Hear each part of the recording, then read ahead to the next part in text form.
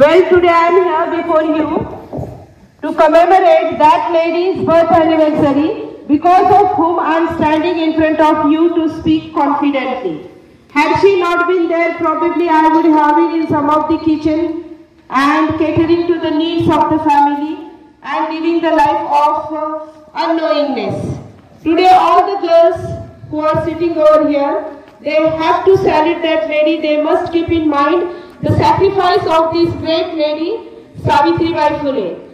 She is our goddess. She is the one who has shown us the path of education. But remember girls, the work doesn't stop over here. Just remember all the sacrifices. All of you might be knowing her sacrifices, right?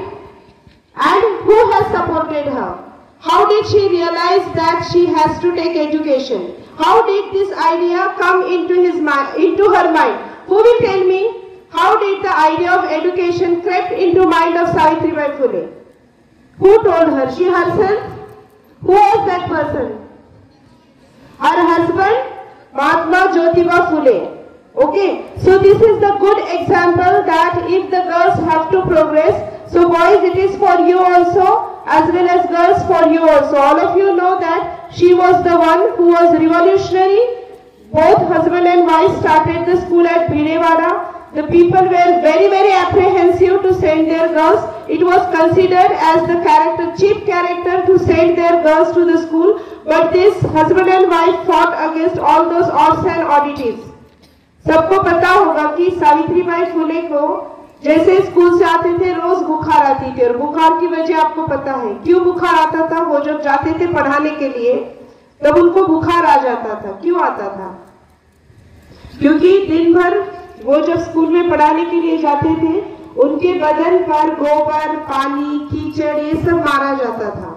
वैसे ही वो फिर भी उतना सब बर्दाश्त करके पढ़ाते थे और फिर वापस घर आने के बाद उनको सर्दी हो जाती थी।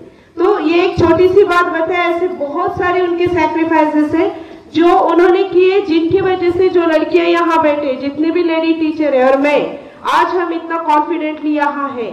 लेकिन एक बार सोचो कि हम सच में क्या उन्होंने जो सैक्रिफाइस किया है कि सच में हम उसका फायदा कर रहे हैं।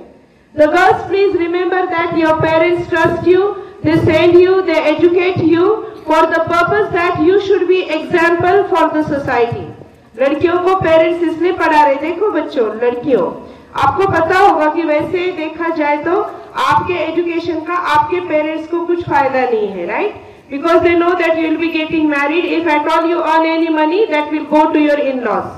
उनको कोई फायदा नहीं है, फिर भी आपको क्यों पढ़ा रहे हैं? ताकि वो सोसाइटी में आपको इज्जत से खड़ा करना चाहते हैं।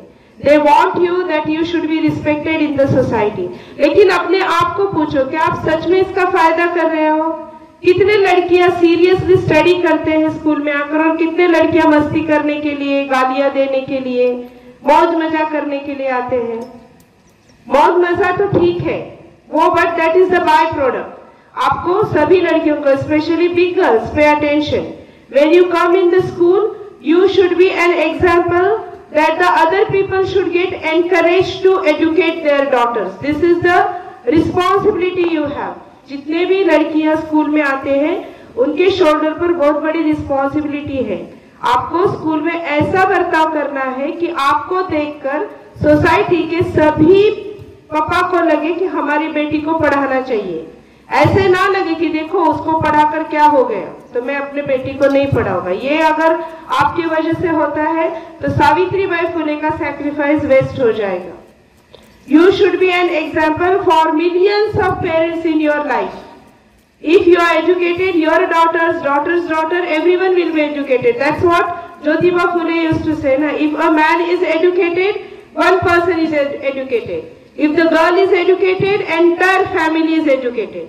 एक मर्द के लिटरेट होने से सिर्फ वही एक लिटरेट होता है, लेकिन अगर एक लेडी लिटरेट है तो उसकी वजह से पूरी फैमिली लिटरेट होती है। तो तुम पर बहुत बड़ी जिम्मेदारी है। Literate yourself, because education is going to give you confidence, then only there will be some meaning to commemorate today's day. और उसी तरह लड़कों पर भी जिम्मेदारी है। We have just now have told you that Savitribai Phule was educated because her husband thought to educate her.